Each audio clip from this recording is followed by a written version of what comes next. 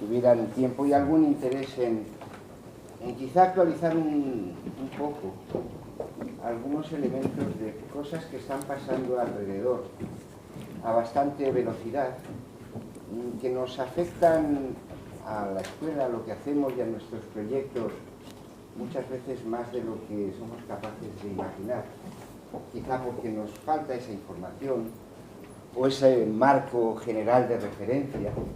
Entonces, en esta época en la que la escuela de nuevo quiere pegar un impulso, lleva pocos años, hacia lo internacional, sin especificar más, lo que le hemos pedido a Daniel es que nos diga algo acerca de los huecos que aparecen hoy día en salud internacional, cooperación al desarrollo, salud global, otros términos de la jerga, que de alguna forma son los que expresan algunos cambios, algunos de los de verdad, para que nos ayude también a que nuestra imaginación vaya viendo por dónde hacemos algunas cosas nuevas, ¿no? Si al lugar.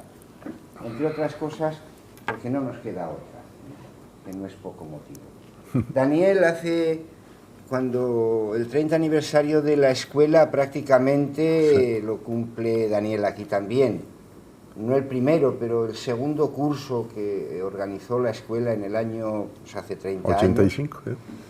Pues fue un curso de epidemiología de nivel intermedio para la gente de los distritos, y Daniel López Acuña fue pues el que lo organizó, diseñó y en buena medida impartió.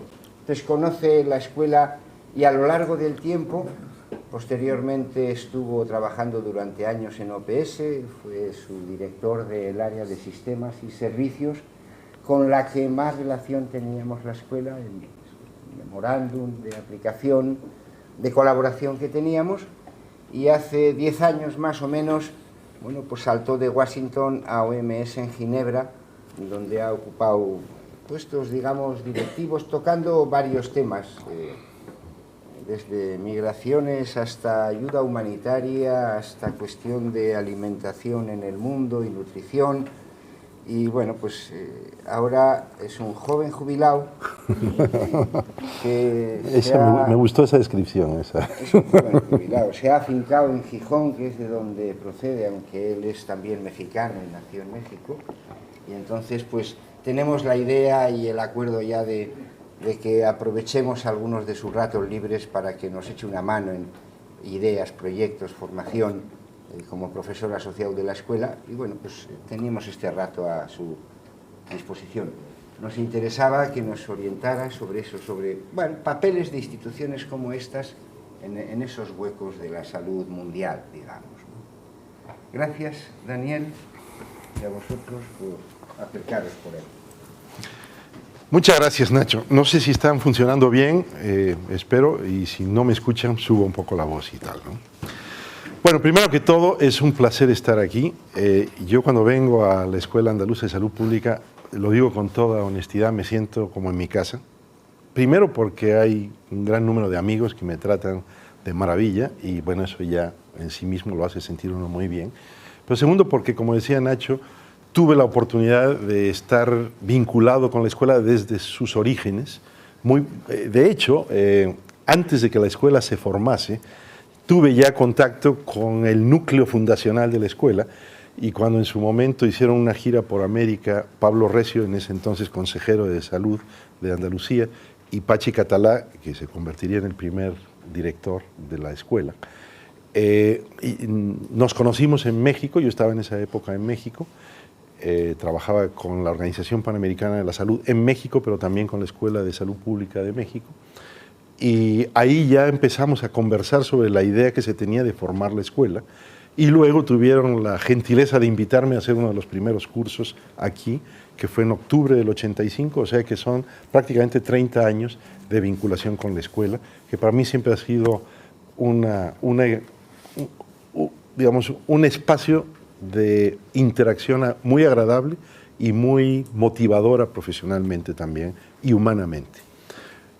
También menciono rápidamente, como dijo Nacho, que no fue únicamente estar participando en un curso como el de hace 30 años. Después pudimos montar, por las responsabilidades que yo tenía en la Organización Panamericana de la Salud el primer convenio de la Organización Panamericana de la Salud con la Escuela Andaluza de Salud Pública para hacer actividades de cooperación en América Latina, que después incluso tuvo un crecimiento, ya no era solo la escuela, era la Agencia Andaluza de Cooperación, la Consejería, pero la escuela había sido el gran motor de este convenio y nos permitió tener interacciones.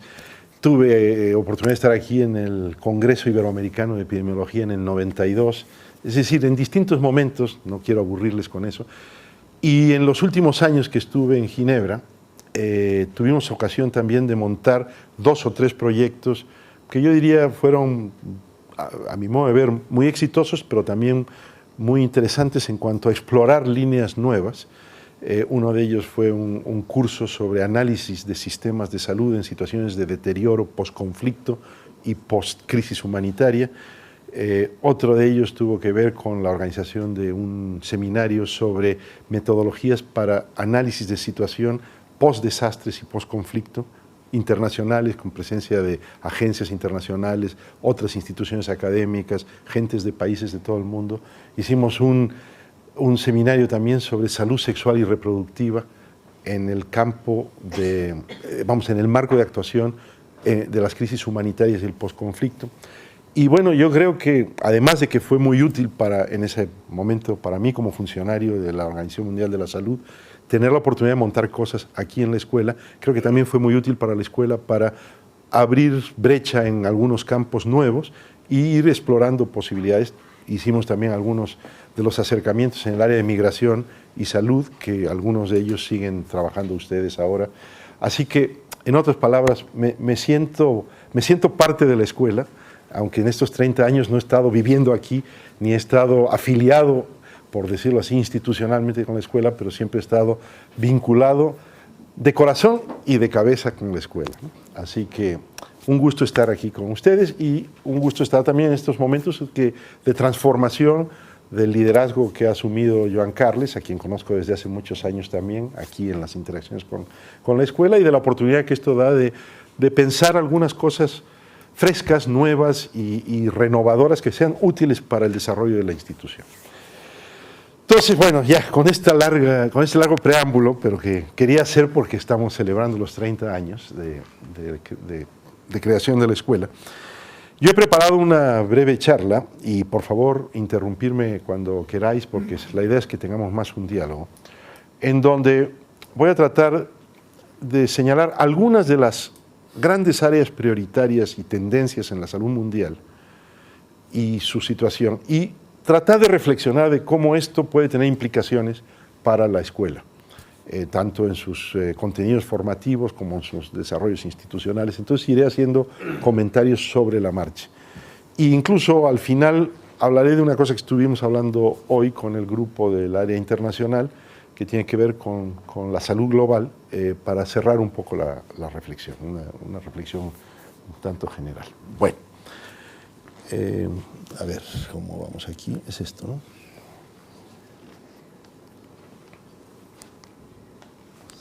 Eso. Bueno, yo quisiera tomar como punto de arranque el 12º Programa General de Trabajo de la OMS. Yo no sé cuán familiarizados estén todos ustedes con los programas generales de trabajo de la OMS, pero, vamos, dicho en 2 palabras, desde que la OMS se creó en el 48, ha tenido 12 programas generales, 12 ciclos de planificación y definición de prioridades para la actuación de la propia Organización Mundial de la Salud. Estos programas generales de trabajo no son programas del secretariado de la OMS, son programas acordados por los 194 Estados miembros de la OMS, discutidos a lo largo de 1 año a 2 años de preparación, por supuesto, alimentados por el trabajo preparatorio del secretariado. Pero lo que quiero decir es que reflejan las prioridades colectivas de 194 países miembros de la OMS. No es fácil, yo he estado involucrado en el desarrollo de un par de ellos, y no ha sido fácil muchas veces llegar al consenso para las prioridades, pero nos permite tener un marco de actuación que es el que después informa los presupuestos por programa que cada 2 años hace la OMS y define un poco el marco con el que se desarrolla la cooperación de la OMS y de sus oficinas regionales con cada uno de los países. Entonces, de ahí la importancia del Programa General de Trabajo. El más reciente es el programa número 12, que cubre el periodo 2014-2019.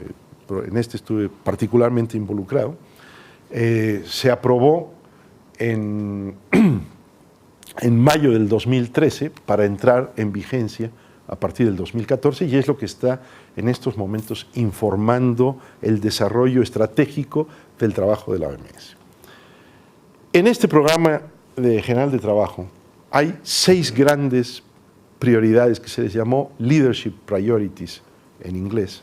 A veces es difícil traducir esto exactamente en español, qué significa, pero al final de cuentas son grandes ejes prioritarios de la actuación de la organización.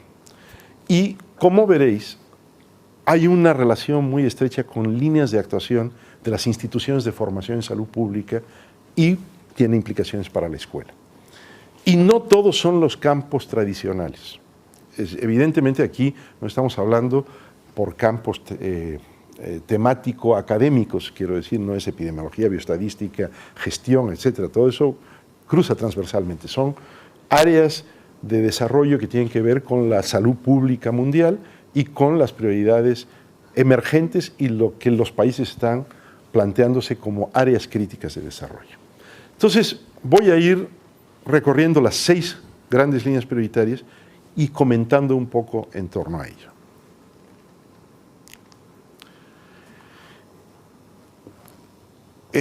Un gran número de países, sobre todo los países menos desarrollados, y cuando hablo de esto es más el grupo de los 77, los países de medianos y de bajos ingresos, insistieron mucho en la importancia de mantener como una gran área prioritaria el no bajar la guardia con respecto a las metas de desarrollo del milenio relacionadas con la salud.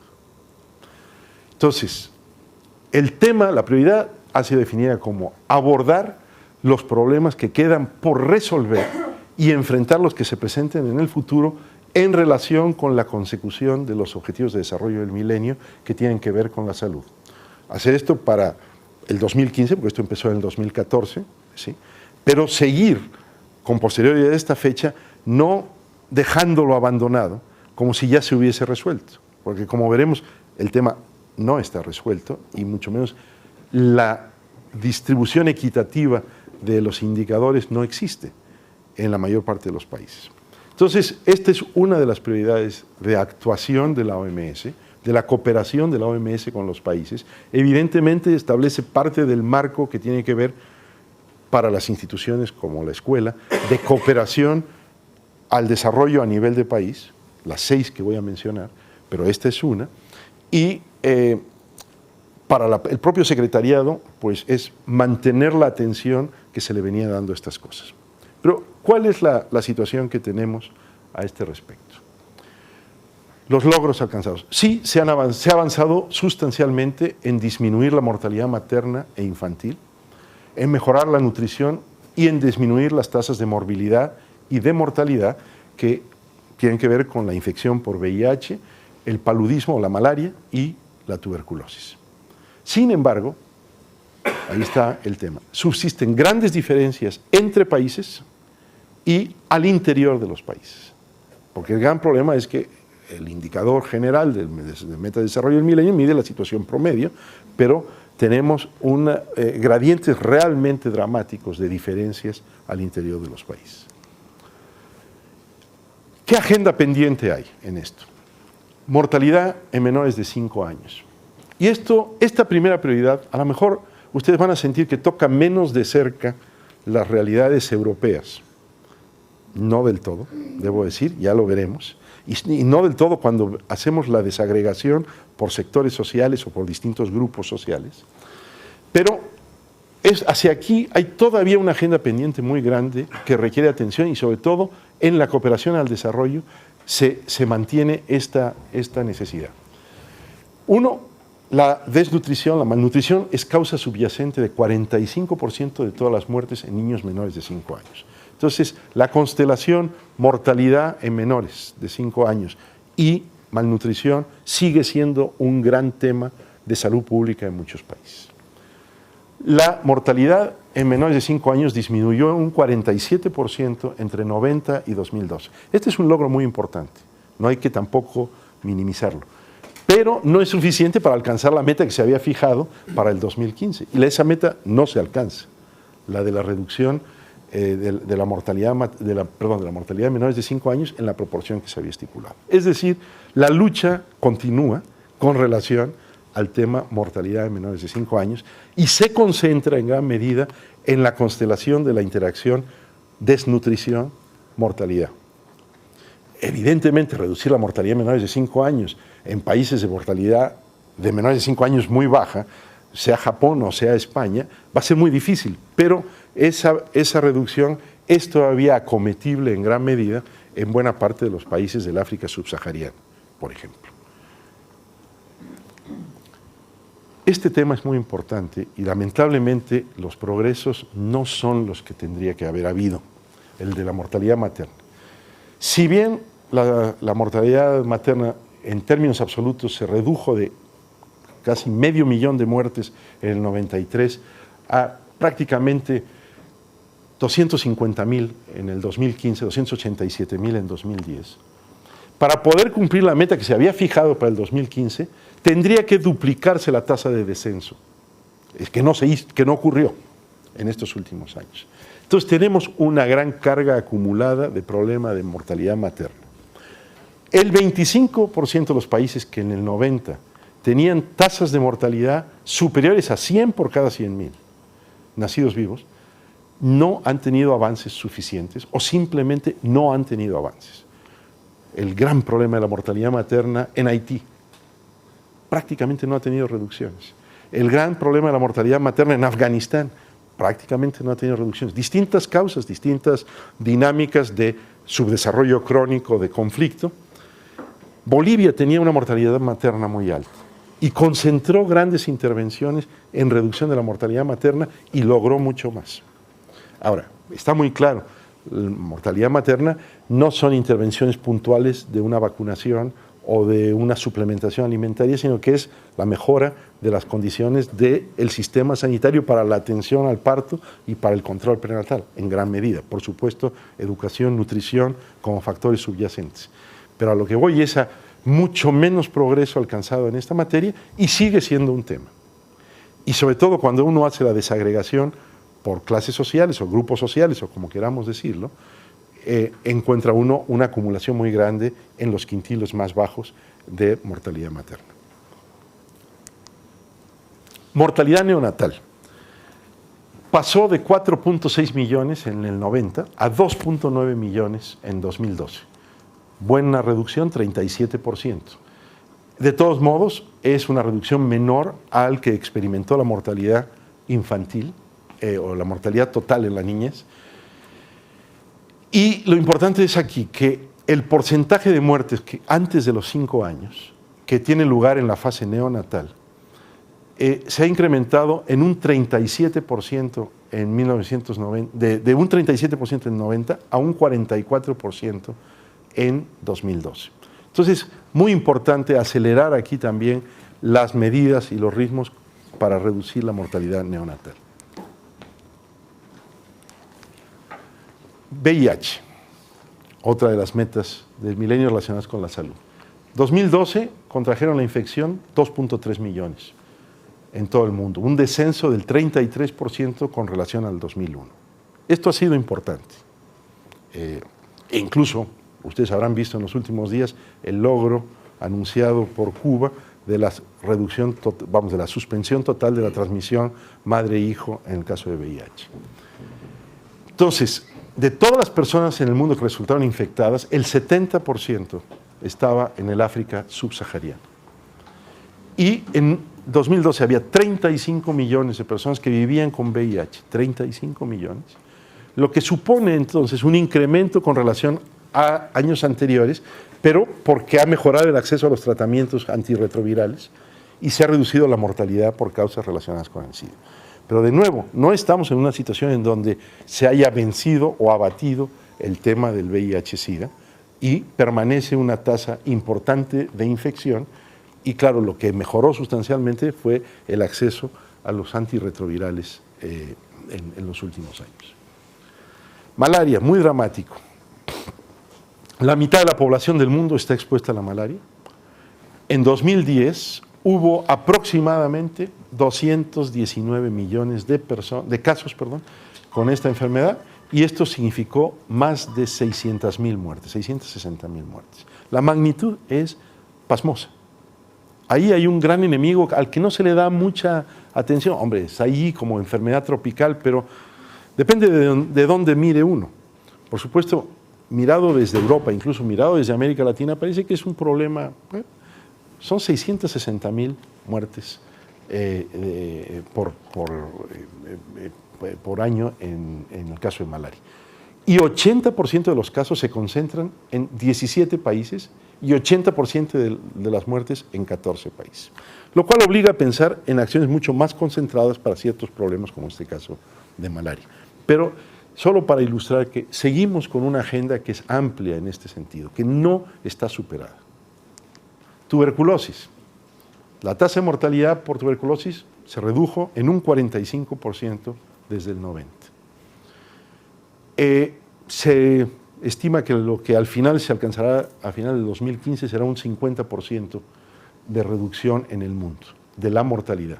Pero la carga de tuberculosis sigue siendo elevada, 8.6 millones de nuevos casos en el 2012, y la enfermedad mató 1.3 millones de personas en el 2012. Entonces, sí, sigue existiendo. De nuevo, a veces tendemos a pensar que son cosas del pasado y que son cosas de la salud pública del pasado, y el caso no es ese. Y sabemos todo el tema de la resistencia multidroga de la tuberculosis y la potenciación con VIH. Bueno, lo dejo un poco ahí. A ver, ¿qué reflexión en cuanto a las implicaciones para las instituciones formadoras en salud pública?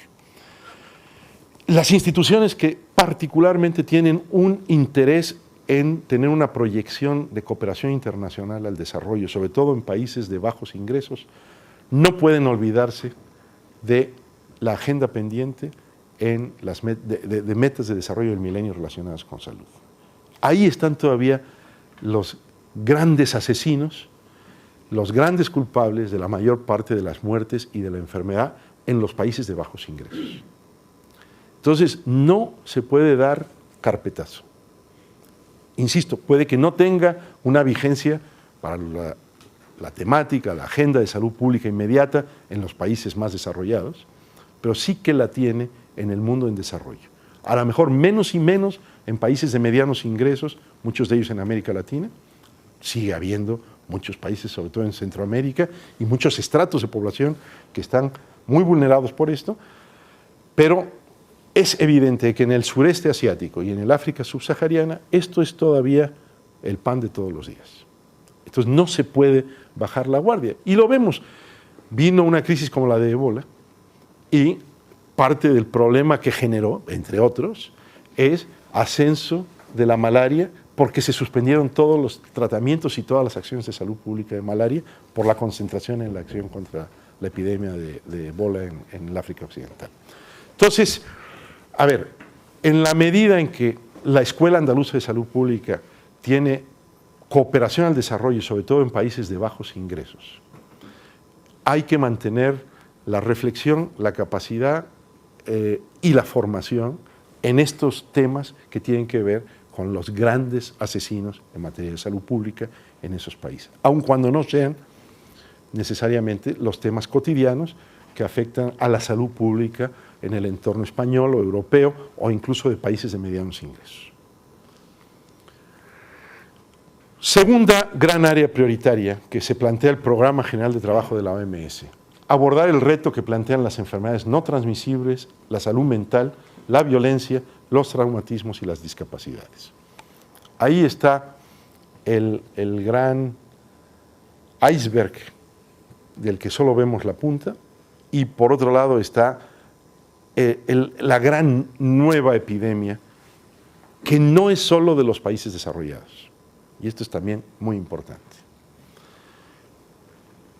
A ver, todos sabemos del crecimiento en términos demográficos y epidemiológicos de las enfermedades crónicas, pero quizá un tema que vale la pena enfatizar y que yo quise destacar aquí es que la carga de enfermedades no transmisibles es sumamente importante en las edades de 30 a 69 años. Ocurren 14 millones de muertes entre 30 y 70 años anualmente por enfermedades crónicas. No están concentradas solo en los 70, 80 o más. En pocas palabras, el problema de salud pública es mortalidad prematura de adultos de 30 a 69 por enfermedades crónicas. Y ustedes lo ven ahí, bueno, no se diga, los accidentes y violencias también ocupan un pico en la edad de 30 a 69, pero eso es más conocido y más.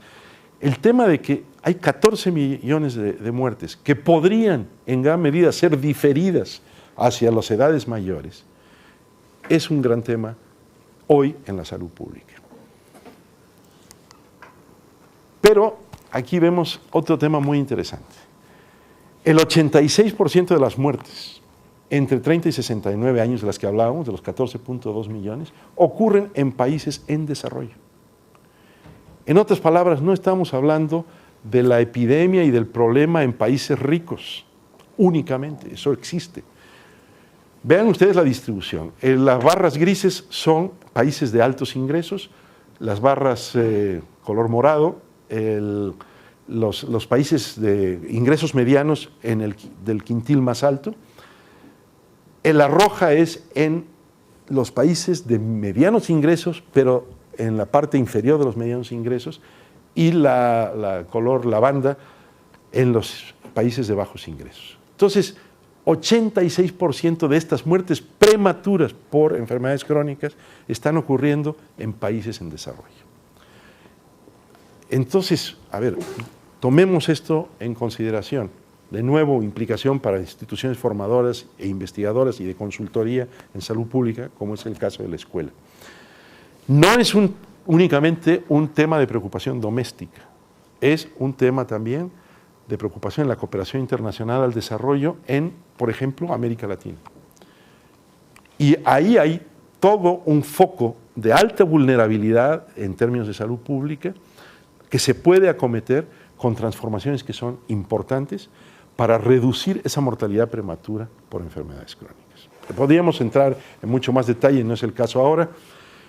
Y yo creo que es muy importante seguirle la pista al Plan de Acción para la Lucha contra las Enfermedades Crónicas que aprobó la Asamblea Mundial de la Salud, a un nuevo mecanismo que se ha creado, que tiene sus pros y sus contras, que se llama el Global Coordination Mechanism, para involucrar actores múltiples, no únicamente gubernamentales, en el Plan de Acción para la Lucha contra las enfermedades no transmisibles. Ahí está la gran polémica de cómo entra el sector privado en esto y cómo se involucra responsablemente o no, y cómo entra la sociedad civil. Y es un tema en discusión que ha sido motivo de fuertes discusiones en la última Asamblea Mundial de la Salud. Pero a lo que voy es, ahí hay un gran paquete de acciones en donde el tema no es tanto, por supuesto, en lo que se pueda reducir la mortalidad en los grupos más añosos, sino es evitar la mortalidad prevenible en grupos adultos jóvenes, y que esto se concentra además en países en desarrollo, en donde o la atención de la hipertensión o la atención de la diabetes están profundamente retrasadas, se dan en fases finales, la falta de acceso a los sistemas sanitarios universales crea una complejidad mayor de los casos y una atención que no es la adecuada. Y esto tiene mucho que ver con los temas de gestión de sistemas de salud. Es decir, me acuerdo todavía mucho que discutimos mucho en el caso de Chile, por ejemplo, la necesidad de armar unidades ambulatorias multidisciplinarias para la atención de crónicas en consultorios, no en hospitales, sino en consultorios periféricos. El modelo de atención tiene mucho que ver. Es también aquella cosa que hicimos en la ponencia de México, la reorientación de servicios de salud con criterios de promoción. Tiene particular aplicación para esto. Bueno. Y bueno, vean ustedes las grandes disparidades en la probabilidad de morir por no transmisibles entre los 30 y los 70 años. Abajo tienen Japón, Suiza, Australia, para poner algunos ejemplos. El mundo, con un más o menos 20%, pero países como Afganistán, como Costa de Marfil, Mozambique, Guinea-Bissau, Mongolia, Sudán, Guyana, Bangladesh, Djibouti, con proporciones que, bueno, en muchos de los casos van por encima del 40% o del 30%, con gran disparidad en la proporción de muertes en estas personas jóvenes. Entonces, ahí hay otra área de reflexión muy importante. Evidentemente la escuela está ocupándose y está interesada en el tema de no transmisibles, pero lo ligo aquí también a una prioridad mundial y a una prioridad de cooperación al desarrollo con ciertas orientaciones específicas. Tercera gran prioridad del Programa General de Trabajo: avanzar hacia la cobertura universal en salud. Y esto está definido como la necesidad de ayudar a los países para, por un lado, mantener, pero por otro, amplificar el acceso a los servicios de salud esenciales. Pero también, y esto es muy importante, como la protección económica de las personas ante el riesgo de enfermar o de morir. Entonces, la idea de promover el concepto de cobertura universal no es solo expandir el número de gente cubierta por los servicios, es también mejorar la protección económica y evitar el impacto catastrófico de la enfermedad en la economía de las personas y de las familias. Y eso tiene mucha tela de dónde cortar y tiene mucho más agenda de trabajo que la que imaginamos. No es un tema mecánico de construir más instalaciones de salud, es de mejorar la ingeniería financiera de los sistemas sanitarios y garantizar el acceso universal, no ligado a la capacidad de pago, sino ligado a esquemas de protección. Entonces, esto abre territorios en todas partes, en países de altos ingresos, en países de medianos ingresos, en países de bajos ingresos. Tienen que ser analizadas las cosas de manera distinta, pero este es un gran capítulo en donde mezclar los temas de gestión sanitaria y sistemas de salud y los temas de economía de la salud y financiamiento de la salud en particular es muy importante. Habrán visto ustedes que cuando en 2005 la Asamblea Mundial de la Salud definió la cobertura universal, la resolución de la Asamblea número 58, la que está en la lámina, instó a los Estados miembros a que desarrollaran sistemas de financiamiento que aseguraran que todas las personas tengan acceso a los servicios que necesitan y que no incurriesen en el riesgo de arruinarse financieramente asociado con la enfermedad. Entonces, es alcanzar cobertura, pero con protección de riesgo financiero para toda la población. ¿Dónde nos encontramos mundialmente en esto? Vamos, grandes pinceladas. Bueno, nunca ha sido más importante que ahora la necesidad de impulsar esto, pero de impulsarlo no solo como discurso, sino ya con aspectos operacionales específicos que permitan avanzar de manera efectiva. La crisis económica ha sido un factor que ha retrotraído el avance en materia de cobertura universal. Evidentemente, además de que la crisis económica esté operando, no tenemos una situación estable, más que nada, una situación estacionaria en cuanto a las demandas de atención a la salud. Demográfica y epidemiológicamente hay mayor envejecimiento de la población, carga creciente de enfermedades no transmisibles, mayores costos de tratamientos. Hablábamos hace un poco de todo lo que es el desarrollo de nuevas drogas, Diana, por ejemplo, en materia de cáncer, los tratamientos para hepatitis C, pongan ustedes los casos que quieran, que pone más presión económica en el sistema sanitario. Entonces, esto evidentemente, mantener las coberturas para los problemas que se van incrementando, suponen un desafío muy grande en todas las economías, desarrolladas y subdesarrolladas. Además, en esto se agudiza las brechas entre ricos y pobres. Y esto en países de bajos ingresos es todavía mayor. Y la gente con mayores necesidades usa los servicios menos que otros grupos de población. Las minorías étnicas, los migrantes, las poblaciones indígenas. Entonces, de nuevo, la cobertura universal en salud no es un tema de países pobres, es un tema universal. Y más en las transformaciones regresivas que muchos países avanzados están teniendo en sus sistemas de salud, disminuyendo la sanidad pública y la cobertura de la sanidad pública, esto se vuelve un tema central. Bueno, digamos, está claro que cuando no hay cobertura pública universal, si se usan los servicios, esto hace a la gente incurrir en situaciones catastróficas. 150 millones de personas sufren anualmente, 150 millones de personas, una catástrofe financiera por motivos de salud. Se les desmadra la economía, tienen que vender la casa si lo tienen o el piso si lo tienen que pedir prestado y endeudarse, tienen que conseguir como sea para sufragar la crisis de salud, y se considera que 100 millones de personas son empujados solo por enfermar por debajo del umbral de pobreza. Entonces, el tema de la protección financiera es tan o más importante que el tema de la cobertura de los servicios. Solo 1 de cada 5 personas en el mundo tiene una base amplia de protección social o de protección de seguridad social que incluya la protección ante el riesgo de pérdida de ingreso por enfermedad. No solo de la atención a la enfermedad, sino la pérdida de ingreso de la enfermedad. Entonces, más del 50% de la población en el mundo carece de cualquier forma de protección social en salud. En países avanzados y en países, por supuesto, subdesarrollados. Lo comentábamos hace un rato con el grupo también. El tema de protección social en salud es un tema crítico, muy importante para potenciarlo en instituciones formadoras de salud pública. Hay alianzas estratégicas que se pueden establecer con la OIT, la OMS, global, regional, los centros de formación, para intensificar estas líneas de trabajo.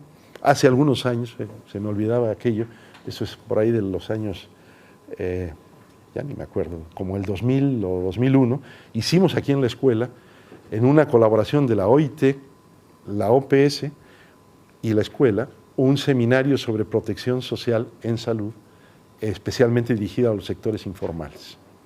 Y hay mucha línea de trabajo que se puede continuar, potenciar, se vuelve tan actual como entonces o más actual que entonces, y lo estamos viendo con los recortes que está habiendo en la sanidad pública en España, pero en muchos otros países europeos incluso. Bueno, a ver, esto quizá no entramos en tanto detalle, todos los temas de la necesidad de recaudar más, de generar más recursos, venga de la ayuda oficial de desarrollo en países en vías de desarrollo o venga de la recaudación canalizada hacia la cobertura universal. Pero también está ligado al tema de gestión, la importancia de reducir ineficiencias, inequidades en la prestación de los sistemas sanitarios. Y plantearse entonces que, por un lado, ni la cobertura universal es solo tema de los países pobres, ni pensar que no es una prerrogativa más que de los países ricos. Hay un espacio para generar mejores coberturas en todo el espectro de países. Y este esquema, que seguramente habrán visto en alguna ocasión, si no, está en el Informe Mundial de la Salud del 2010 que se dedicó a esto. Yo creo que resume muy bien el desafío que está detrás de la cobertura universal. Es un tema tridimensional, no unidimensional. ¿Por qué? Porque hay que trabajar en 3 direcciones simultáneas en la medida en que lo permite la disponibilidad de recursos, y hay que armar la ingeniería financiera para que eso ocurra. Lo que más decimos es cuánta población está cubierta, el eje horizontal. Entonces hay que extender a las poblaciones no cubiertas. Esa es la parte, entre comillas, más fácil. Si todo se resolviese solo con aumentar la inversión, la infraestructura y los recursos humanos. Hay que hacerlo. En países como Liberia, como Sierra Leone o como Guinea, después de los conflictos, los servicios quedaron devastados de tal manera que ni siquiera había 10 médicos en Liberia para todo el país. Y la infraestructura cubría a un 20 o 30% de la población. Entonces, ¿cómo no vas a tener ahí no solo propagación de una epidemia, sino una incapacidad de tratar los casos con una infraestructura absolutamente deteriorada? No es lo mismo que si la epidemia hubiera ocurrido en Sudáfrica, con más infraestructuras, o en España, o en Argentina, por decirlo de alguna manera. No es solo un virus letal, es la combinación virus letal con la debilidad de la infraestructura sanitaria, por años. Pero bueno, poblaciones cubiertas. Segundo está el tema de reducir el gasto de bolsillo o los honorarios que haya que pagar directamente, el pago directo, y crear mecanismos de protección, de pooling de riesgos, de reducción del impacto financiero sobre las personas. Y tercero, y este es en donde todos los países de Europa enfrentan el dilema del racionamiento de las prestaciones, es que no es únicamente cobertura de la gente o protección financiera, es qué prestaciones van a estar incluidas en la cobertura, qué servicios van a estar cubiertos. Entonces, como ven ustedes, la reflexión sobre cobertura universal de salud como gran prioridad mundial tiene estos tres ángulos en donde entra la economía de la salud, entra la gestión sanitaria, entra la planificación sanitaria como tal, y entra también la evaluación de tecnologías para poder tener un gasto eficiente en los campos de las intervenciones. Esto, insisto, es un área que, a mi modo de ver, las instituciones formadoras tienen que poner un nuevo empeño y tienen que repensar los temas. No son solo los temas tradicionales, es cómo enfrentamos este dilema tridimensional en las crisis de hoy. No voy a entrar en estos detalles, pero ustedes ven ahí la diversidad mundial del gasto gubernamental en salud. Este es un gráfico del 2007, como porcentaje del gasto de gobierno total. Y verán ustedes que los países que aparecen en rojo, sobre todo en el sudeste asiático y algunos en África, estamos hablando de un gasto de menos del 5% del gasto gubernamental. Los países que aparecen en un color mostaza, entre el 5 y el 8. En amarillo limón, entre el 8 y el 10. No del Producto Interno Bruto, sino de porcentaje del gasto gubernamental. En el color amarillo más claro, 10 a 12. La mayor parte de los países europeos, entre 12 y 15, algunos incluso superior, 15 a 19, incluso Estados Unidos pues va por encima del 20% del gasto gubernamental. Pero la heterogeneidad con la que se invierte en salud dentro del mundo es muy grande. Y este es un tema fundamental. Vean ustedes que incluso un país como Brasil, aún un país como Brasil, que desarrolló un sistema único de salud y son desarrollos interesantes, tiene un gasto como proporción del gasto gubernamental que es de los más bajos que ahí aparecen. Argentina, en cambio, lo tiene mucho más alto, solo para hacer una comparación. Ahora, esto no es un indicador absoluto de nada, pero está midiendo proporción del esfuerzo gubernamental y del destino que se da a los impuestos recaudados por el Estado hacia el gasto sanitario. Bueno, vamos a pasar a la siguiente. Podríamos estar hablando todo el día sobre el tema de cobertura universal. Aumentar el acceso a productos médicos esenciales, asequibles y de buena calidad. Medicamentos, vacunas, medios de diagnóstico, otras tecnologías sanitarias. Los países pusieron un gran énfasis en esto. Para muchos países, sobre todo en vías de desarrollo, el acceso a precios asequibles es todavía un serio problema. Y esto enfrenta muchos temas que van más allá de lo sanitario, que tienen que ver con el comercio, las patentes, la economía internacional, la geopolítica. Pero claro, está el imperativo de salud pública de cómo mejorar ese acceso asequible a medicamentos esenciales y de buena calidad. Solo ligado al hecho de que también esto era una meta que aparecía, una meta del milenio que aparecía en la meta 8 de cooperación internacional. A veces a mucha gente se le olvida que también esa era otra meta de salud en las metas del milenio.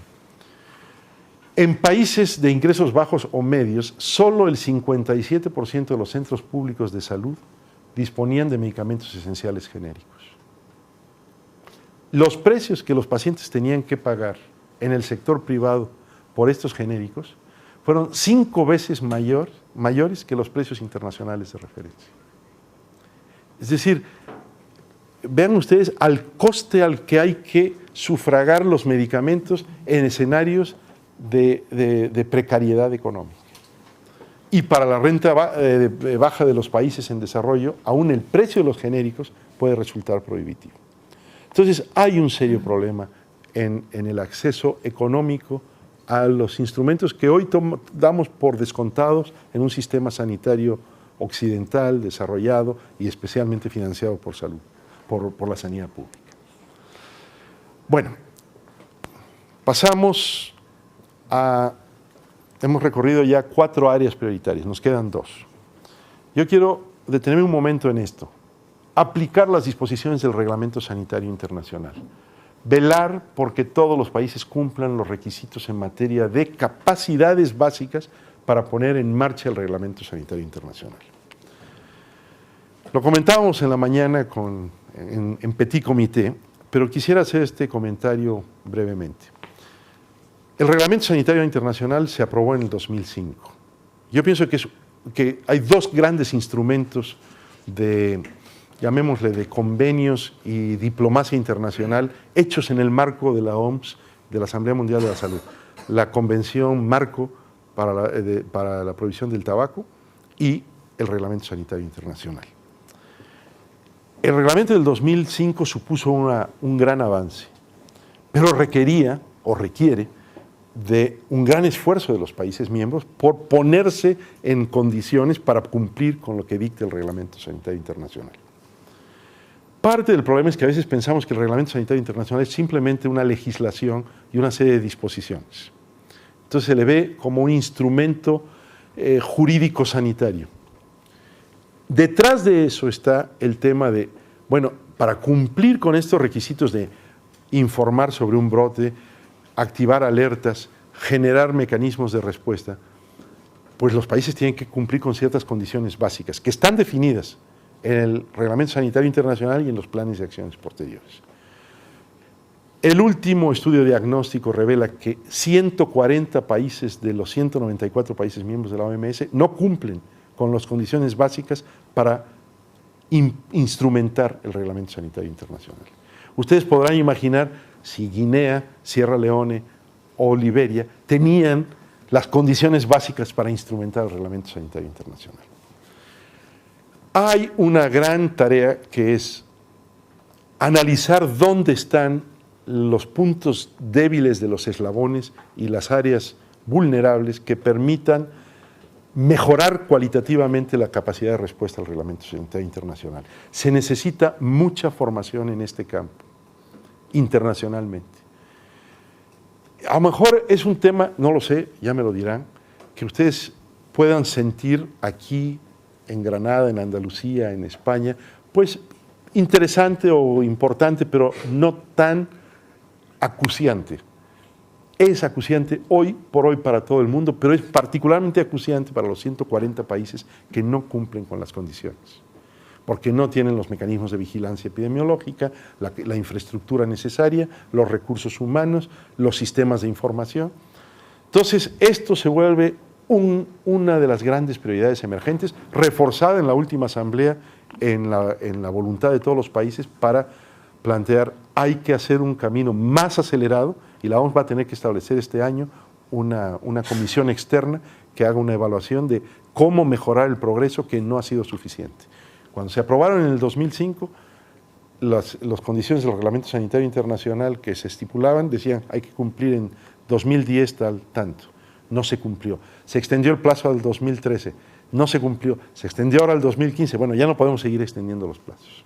Y hay que ir a un desarrollo que apuntale más. Yo creo que esta es un área de gran importancia para las instituciones de formación en salud pública, en donde uno de los instrumentos de la gobernanza mundial en salud es el Reglamento Sanitario Internacional. Y lo que tenemos que construir y esto quedó muy claro en ébola que no existe, es un verdadero bien público global de seguridad sanitaria. Que este sea el detonador de las alertas, pero que tengamos capacidad de respuesta mundial. Y eso implica abatir muchas soberanías nacionales para crear una capacidad de movilización de respuesta más internacional, más colectiva. Esto está por construirse, no todo el mundo lo quiere de esa manera, pero es evidente que esto es necesario para poder avanzar en esa dirección. Por último, la última prioridad que estableció el Programa General de Trabajo es el abordaje de los determinantes económicos, sociales y ambientales de la salud como medio para reducir inequidades sanitarias al interior de países y dentro de ellos. Debo decir que esto costó mucho trabajo. La mayor parte de los países desarrollados no querían que esta fuese una prioridad. Y había varios países que la sentían como una amenaza. No necesito decir qué países se oponían a que fuera incluida en las líneas prioritarias. En realidad fue todo un esfuerzo de cabildeo de países del grupo de los 77. Brasil jugó un papel importante en esta discusión tras la conferencia de Río sobre desarrollo sostenible y lo que se había planteado de los determinantes sociales. Y claro, el argumento de algunos países ricos es que esto no es el dominio sanitario y esto no nos debe de competir aquí. Bueno, es evidente que esta es una parte crucial de la salud pública del siglo XXI, que cambia muchos paradigmas en el trabajo, que no están únicamente limitados a la intervención sanitaria, a la gestión sanitaria, y en donde, a mi modo de ver, hay todavía muchas debilidades en el planteamiento estratégico, de qué hacer, no de la importancia que tienen. Se hizo la Comisión de Determinantes Sociales, Marmot hizo un muy buen reporte, todo lo que se quiera, pero el qué hacer, cuáles son las avenidas que no son solo sectoriales de salud, a mi modo de ver está todavía muy verde. Y esto va a requerir mucha discusión, mucha elaboración, y tiene mucho que ver con gobernanza local y con gobernanza regional, por así decirlo, no únicamente con medidas mundiales. Entonces, estas son las 6 grandes líneas prioritarias que trazó el Programa General de Trabajo. ¿Cuánto tiempo más tengo? ¿Unos 5 minutos o así? ¿Puedo? ¿5 minutos? ¿Vale? Sí. ¿Algún comentario? Sí, solo quisiera decir 2 cosas más. Un área que no apareció en las 6 prioridades del Programa General de Trabajo, aunque está mencionada en el texto del Programa General, pero que evidentemente después de la crisis de la epidemia de ébola en el África Occidental quedó de manifiesto, es la necesidad de mejorar la capacidad de respuesta en situaciones de emergencias, desastres y crisis. Podría extenderme horas en esto, entre otras cosas porque por unos años estuve a cargo de la respuesta humanitaria en salud de la OMS. Mi punto de vista personal es que la organización no asumió en su momento determinado el compromiso para reforzar estas áreas como tendría que haberlo hecho. Y evidentemente desbordó esa capacidad existente una epidemia como esta de ébola, que es una epidemia sin precedentes, pero hubo también grandes tardanzas en la respuesta de la OMS y de las Naciones Unidas en general.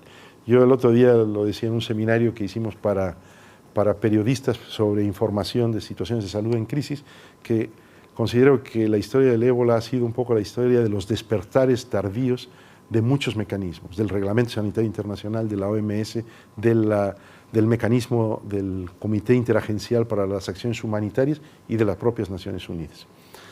Y bueno, todo el mundo está ahora tratando de aprender de los errores, pero hay mucha gente que está sugiriendo las soluciones incorrectas, a mi modo de ver.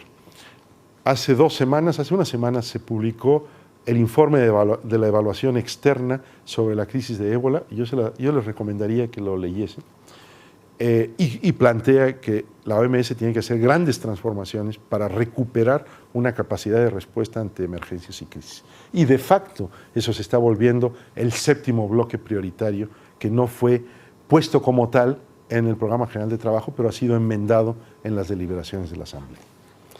Bueno, y el último comentario, y muy rápido también, que lo hice hoy en un grupo más pequeño, es que uno de los desarrollos que está siendo muy acelerado en el mundo intelectual de la salud pública, en el mundo académico de la salud pública, en el mundo de la práctica de la salud pública, es la discusión sobre cooperación internacional al desarrollo en materia de salud y gobernanza global en salud y la nueva arquitectura global en salud. Esto que suena como a temas muy exóticos, en realidad son temas que afectan todos los días la práctica de la salud pública. La arquitectura de quienes hacen salud pública internacionalmente cambió dramáticamente en los últimos 20 años. Antes era prácticamente la OMS con los gobiernos miembros que trabajaban en los temas de salud pública. No son solo ya muchas agencias de Naciones Unidas, hay una creación de más de 100 iniciativas de las llamados partnerships o partnerships público-privados o multi-stakeholder partnerships, que se les dice en inglés, que han creado no solo iniciativas y financiamientos, sino mecanismos de gobernanza paralelos. Y hoy reconciliar la gobernanza mundial en salud es muy complejo.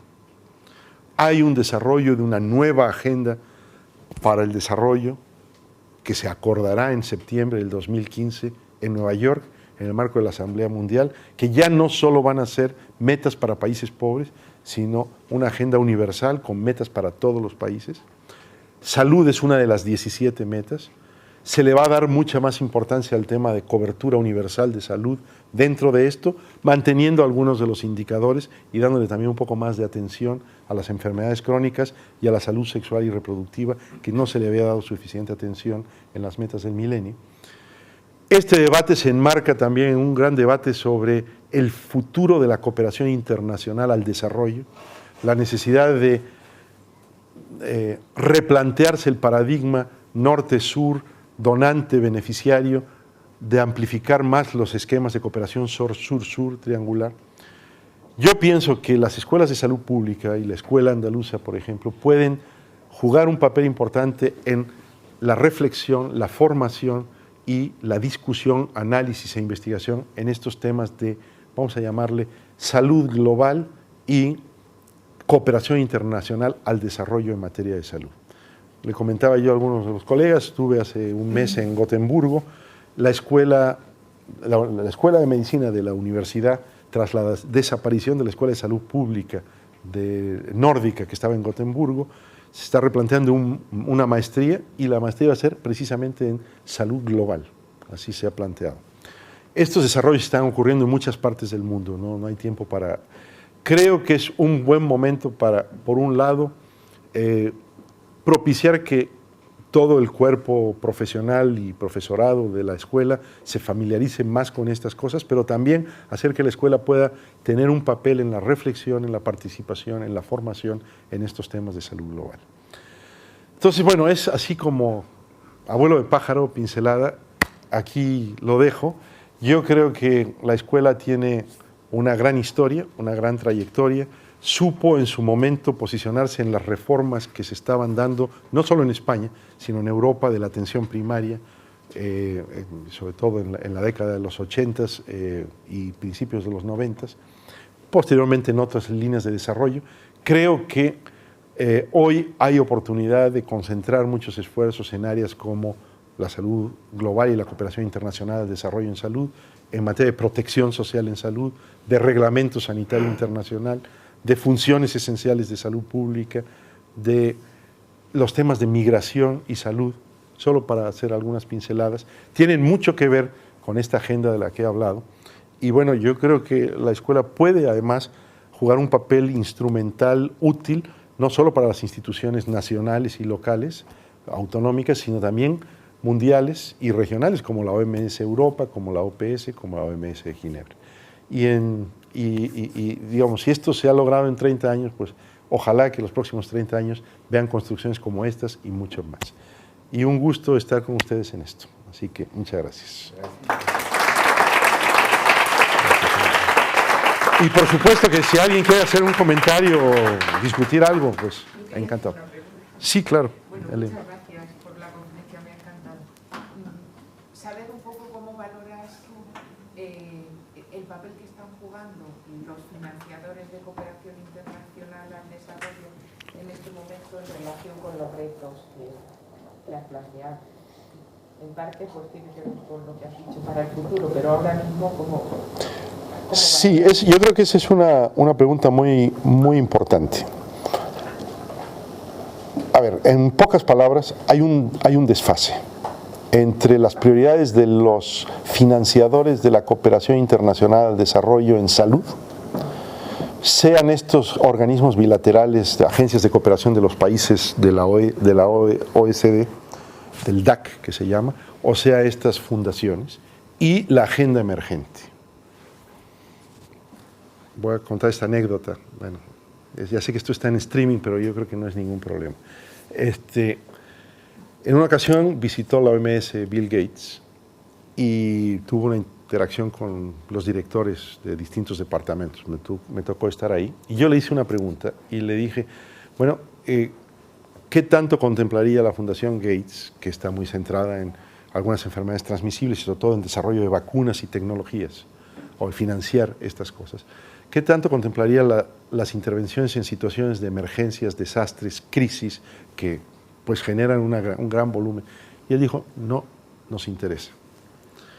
De vez en cuando damos alguna contribución a alguna ONG americana, pero no es un tema que nos interesa el desarrollo de tecnologías asociadas con la salud, especialmente las vacunas. Bueno, es solo un ejemplo. Los que van a estar poniendo dinero en salud pública internacionalmente tienen que hacer el ajuste a esto y a lo que se acordará en Nueva York en el 2015. De hecho, esta semana se produjo en Addis Abeba la Conferencia Mundial sobre Financiamiento para el Desarrollo, organizada por las Naciones Unidas. Y es un poco un inicio de una reflexión de qué hay que hacer para poder alinear el financiamiento con la nueva agenda. Aquí hablé un poco más de la sanitaria, pero tendríamos que hablar de las 17 metas que serán aprobadas en Nueva York en distintos campos del desarrollo sostenible. Y es evidente que todavía ahí hay un desfase. Ahora, lanzo algunas señales de alerta. Algunos de los donantes bilaterales están en el discurso de que estamos llegando al fin de la ayuda oficial al desarrollo. Yo pienso que no es cierto. Y también dicen, es que ya no es tan importante eso, es más importante que los países activen sus economías, se incremente el flujo de fondos privados, las remesas, etcétera, etcétera. Entonces, a veces siento que tiene mucho que ver con, como se dice en inglés, blame the victim, echarle la culpa a la víctima. Entonces, yo pienso que vamos a tener unos 4 a 5 años de movimientos telúricos en la financiación internacional, en salud y en el desarrollo, con respecto a las nuevas agendas. Pero se avecina una crisis de identidad, por así decirlo, en donde algunos tendrán que repensar si quieren ser consistentes con lo que sus mismos gobiernos aprobaron en la Asamblea Mundial de la Salud o en la Asamblea de las Naciones Unidas. El caso de España es mucho más complicado. La ayuda oficial al desarrollo me parece que se ha prácticamente desaparecido, ciertamente hacia lo bilateral, hacia lo multilateral, con muy poca hacia lo bilateral. Ojalá que exista una recuperación de esto. Pero, digamos, en términos generales, en términos internacionales, hay que alinear todavía el financiamiento con la agenda. Y eso va a tardar. Y hay que trabajarlo. Y hay que sensibilizar a mucha gente, hay que sensibilizar a parlamentarios, hay que sensibilizar a periodistas, hay que sensibilizar a actores sanitarios, a quienes disponen de los presupuestos públicos, porque de lo contrario, esto no va a ocurrir de la manera que tiene que ocurrir. Sí, Nacho. Tenía yo muchas ganas de poderle preguntar a alguien que yo digo que ya han estado dentro, ¿no? Tú has estado ya muy dentro de la organización y demás. Entonces, la pregunta de... Al interior del monstruo. Sí. De la más absoluta ingenuidad, no tiene ninguna mala... No, venga. Entonces, me ha llamado mucho la atención. O sea, la globalización, por ejemplo, claramente ha generado que el conocimiento prácticamente ya sea un bien público. de acceso compartido y disponible. Pero la fase de desarrollo del conocimiento, del desarrollo de tecnologías, incluyo ahí los medicamentos y la tecnología sanitaria, por centrarnos en lo nuestro, ¿no? Sigue siendo como está coaptada por los intereses privados. Entonces, a mí siempre me ha llamado mucho la atención que desde Naciones Unidas o la Organización Mundial de la Salud tengo la sensación que, excepto en lo de la generación de conocimiento, no se ha trabajado nada en la generación de bienes públicos que tengan que ver con el uso de tecnología. Entonces, más allá del discurso de los intereses, o sea, ¿por qué? O sea, se debate, se analiza, es imposible. Mira, estás tocando un tema que es close to my heart, muy cercano a mi corazón. Pero, ¿por qué lo digo? De hecho, estoy escribiendo un documento sobre la necesidad de intensificar los bienes públicos globales, no solo en materia sanitaria, sino en materia de desarrollo, para cumplir con la agenda, que lo estoy haciendo para una fundación sueca. Pero, a ver, la mayor parte de los países desarrollados no quieren oír hablar mucho de bienes públicos globales. Yo en repetidos foros de Naciones Unidas, no de salud y de OMS, sino el Foro de Cooperación al Desarrollo, ECOSOC, he tratado de levantar varias veces el tema, incluso en un paper reciente que hice también lo incluí, y el grado de resistencia a hablar de bienes públicos globales es muy grande. Básicamente, el tema tiene que ver con que un bien público global en materia sanitaria o en otras materias implica acción colectiva y compromiso para esa acción colectiva, por un lado, y por otro lado, un financiamiento colectivo que no va a ir a distribuir el bien en razón de la aportación financiera. Y a eso todavía se le tiene mucho miedo. De hecho, parte del debate en Nueva York, en el seno de Naciones Unidas, es seguir con esa discusión, pero no darle el nombre de bien público global. Entonces, a ver, yo creo que ahí hay muchos intereses de carácter político, geopolítico y económico. Pero yo creo que hay un solo futuro, que es construcción de muchos más bienes públicos globales. El otro día me llamó, y yo no soy una persona religiosa para nada, pero me llamó positivamente la atención que quien hizo una referencia al bien público global del cambio relacionado con el cambio climático fue el Papa. Y dije, bueno, pues esto es interesante porque lo está haciendo el Papa y en Nueva York tiene miedo a mencionar el concepto de bien público global. ¿Qué está pasando? ¿Sí? Entonces, a ver, yo creo que ese va a ser un tema muy central en las deliberaciones futuras. Yo, por ejemplo, he tratado de usar mucho el ejemplo del ébola, que nos muestra claramente que lo que hay que construir es un bien público global, pero no solo de detección de una epidemia y de lanzamiento de la alerta internacional. Ese no es el bien público global. El bien público global es la respuesta colectiva a esa epidemia. ¿Por qué no se pudo movilizar a todos los ¿cómo se llama?, contingentes civiles y militares que el mundo tiene para atender esto en una fracción de segundo? Porque no existe esa construcción colectiva, porque va a depender del interés geopolítico de gobiernos, de algunos ejércitos, de quién quiere intervenir o no. Lo que tenemos es que armar un compromiso mayor. Entonces, los bienes públicos globales entrañan compromisos para los que todavía no estamos suficientemente maduros. Creo que estamos más que listos para tener que tenerlos, pero no estamos suficientemente maduros. Bueno, creo que ya robé mucho tiempo, así que aquí concluimos, ¿no? Si os parece, nos vamos hacia el salón de actos. Claro, sí.